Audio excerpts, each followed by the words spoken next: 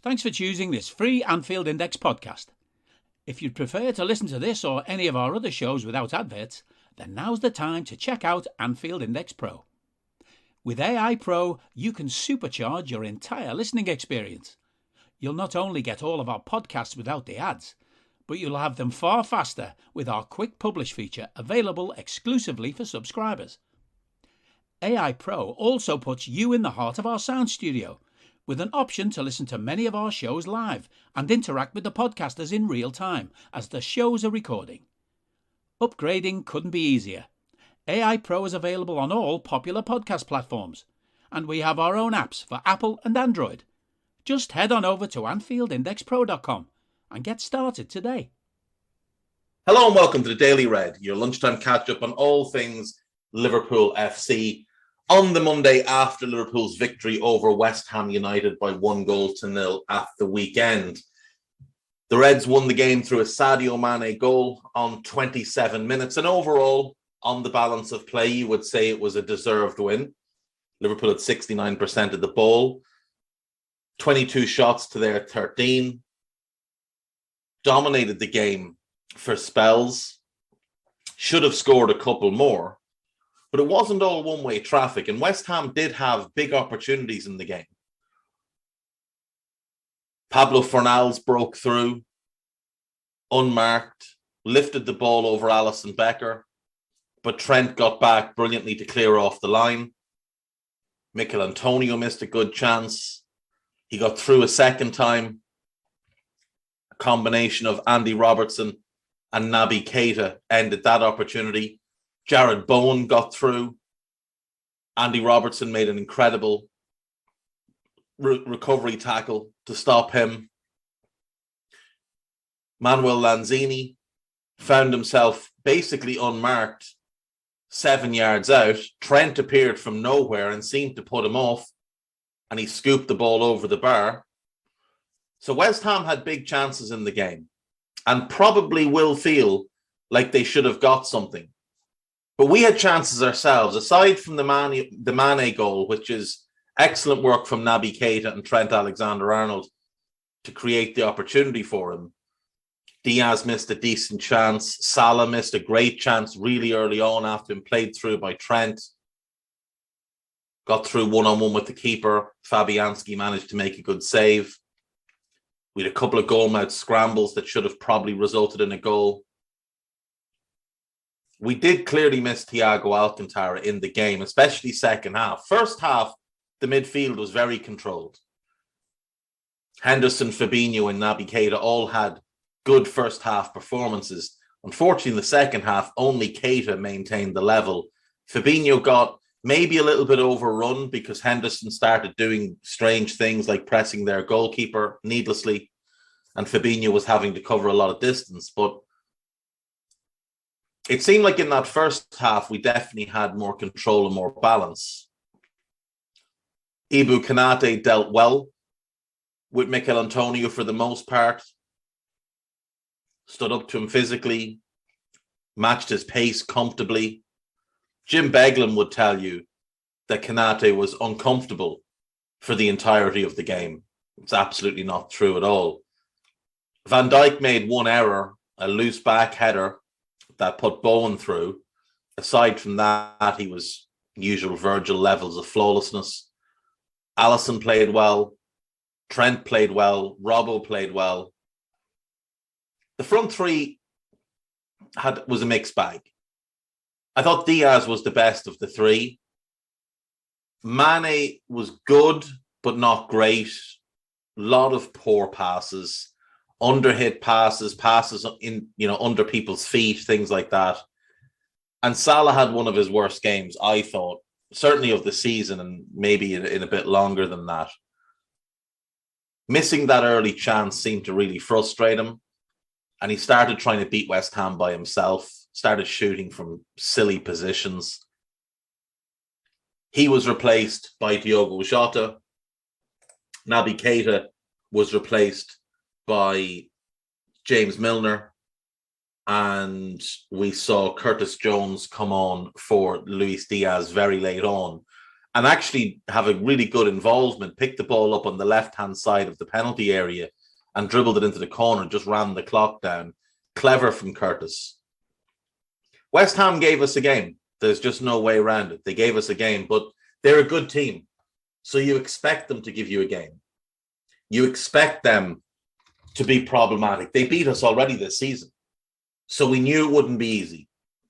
And they are still sixth in the table, despite what's a fairly poor run of form recently. So it was never going to be an easy afternoon. It wasn't an easy afternoon, but we got the 3 points, and that really is all that matters. We keep the pressure on City. We are 6 points behind, but we have a game in hand, and we have to go to the Etihad. We have a superior goal difference to them. And we look in good shape. Jurgen Klopp, in his pre-Inter Milan press conference today, has given us some very good news. Joel Matip and Thiago are likely to be in the squad versus Inter. And Bobby Firmino is very close to a return as well. Bobby may be back for the weekend, but it looks like Matip and Thiago back for Inter. You'd assume Thiago will start on the bench. Matip may as well, because Konate played the away leg. You'd expect he'll also get the home leg. It was only an illness for Joel. It wasn't an injury, so that's a positive. Having Thiago back is massive, though. Absolutely massive. So we get Inter tomorrow night. We know it'll be difficult. We do have the 2-goal advantage from the first leg. They beat Salernitana 5-0 on Friday night. Latour Martinez got a hat-trick. Edin Dzeko got 2. Nicola Barella had 2 assists and 3 pre-assists. Thankfully, he's suspended for this game because he is an exceptionally good player. But when you start looking at that Inter team, they are better than they showed over there. And they showed quite a bit. So it will be a tough game. They're not a team we can write off too easily. But we get Inter, then we get Brighton at the weekend. Then it's Arsenal. Then obviously the Cup quarter-final. We find out who we'll play from in that tonight. Nottingham Forest taking on Huddersfield tonight. So we'll know who we play that weekend from there. Difficult couple of games coming up. Really difficult couple of games. Inter will be tough. Brighton are in poor form, but they're always a bit of a pain in the backside to play against. And Arsenal will be full of confidence. They're in good form. They've had quite an easy run of it. The only really difficult games they faced recently were Wolves. They made hard work of Watford at the weekend, but they will be confident. And they're 4th in the table now with 3 games in hand on United and a point advantage. So 4th really is Arsenal's to lose. It's not in any way nailed on or wrapped up or anything like that because, you know, Spurs are only 6 points behind them. They both have 13 games left. There's a lot of points to be won and lost there. You still wouldn't write off United despite the fact they were an abomination yesterday. I don't think you can write off West Ham. I'd say Wolves are out of that mix right now. 3 defeats in a row really has sort of put the kibosh on their top 4 hopes. But Arsenal will be a difficult game, but we've got to beat Brighton and we've got to beat Inter Milan in the meantime. And Inter's going to be tough. So we look forward to that one. 5 key things from Klopp's press conference is the lead article on This is Anfield. Starts with that bit of injury news. Piece about Mo Salah and the fact he didn't look too happy about being substituted. Mo doesn't like getting substituted. Neither does Sadio. It's just their commitment to the game. They really don't like getting substituted. A little bit on Klopp and Pep. Pep has said that this Liverpool team over the last few years are his toughest ever opponent. And Klopp has said that Guardiola City are his toughest ever opponent. No time to sit back. Liverpool may have a 2-goal advantage heading into the second leg, but Klopp and co are not resting on their laurels, intent to attack the tie rather than defend what they have. Inter don't come here as tourists. They want to chase the game, says Klopp. So, yeah, we'll have to go and attack them. Klopp has made another plea for 5 substitutions in the Premier League. I mean, with Chris Wilder gone, and you can't forget the comment that Klopp made about Chris Wilder last year. He said, Chris Wilder or whoever, they didn't like the idea. So now they have 3 subs at 1 point. It's magnificent. Just putting Sheffield United back in their place at the time. Fabinho has spoken about his League Cup final Panenka penalty and says that Luis Diaz did not believe that he would do it.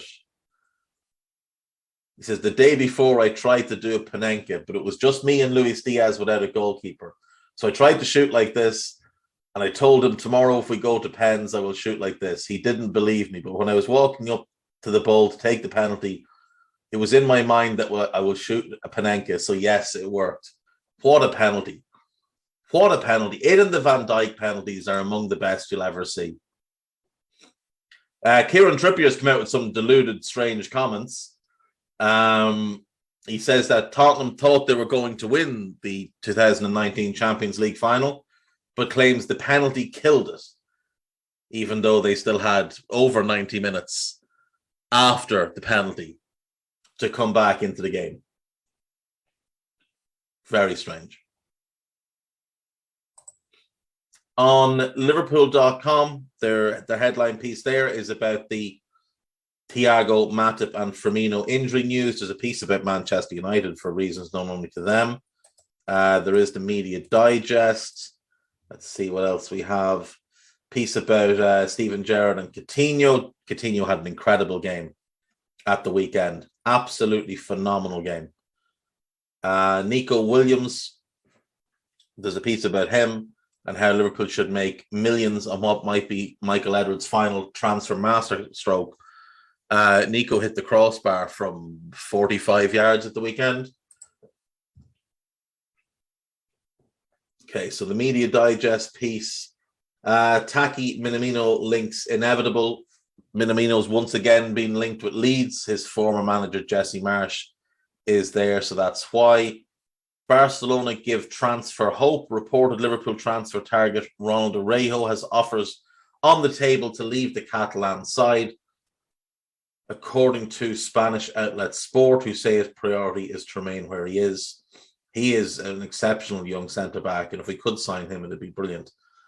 There's also some rumours going around that we could be back in the mix for Karim Adeyemi because Borussia Dortmund are not willing to pay what Red Bull Salzburg are asking. You'd have to be in favour of a deal for him. He's a very, very special young forward. Liverpool can repeat Fabinho transfer masterstroke to sign perfect player for Jurgen Klopp. A long-term Fabinho cover solution has emerged in Lyon, but Liverpool must work fast to acquire him before the summer hikes his price. It's Maxence Cacaret, who is absolutely nothing like Fabinho, but would be a tremendous Thiago replacement. A Thiago backup / successor. Cacaret is basically a Thiago regen. He is incredible. If we want cover / long-term successor for Fabinho, Tchouaméni of Monaco is the answer for that.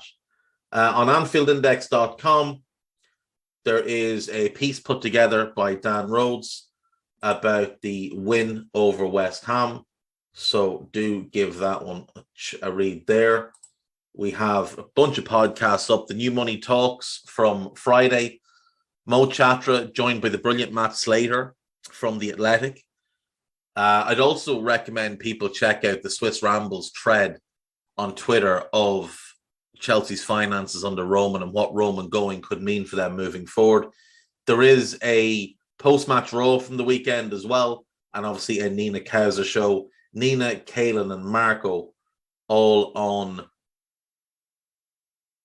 having a chat about the game with an audience, giving answers to questions that were popping up as the podcast went on. So that is us for today, folks. I will see you tomorrow. Take care of yourselves. Goodbye. We hope you enjoyed listening to this Anfield Index show. Please be sure to subscribe to our channel so future podcasts find their way to your device automatically. There's nothing quite like fan engagement, and we'd love to know what you think of anything discussed on this show. The best way to get in touch is over on our free Discord community, where both podcasters and listeners debate the hottest LFC topics 24/7. Sign up free now at AnfieldIndex.com/Discord. You won't regret it. You can also follow us on Twitter at Anfield Index and find us on Facebook by searching for Anfield Index. Oh, and before you go, we'd love it if you could leave us a 5-star review on your favourite podcast app. It only takes a couple of seconds, and it means the world to the people who create these free shows.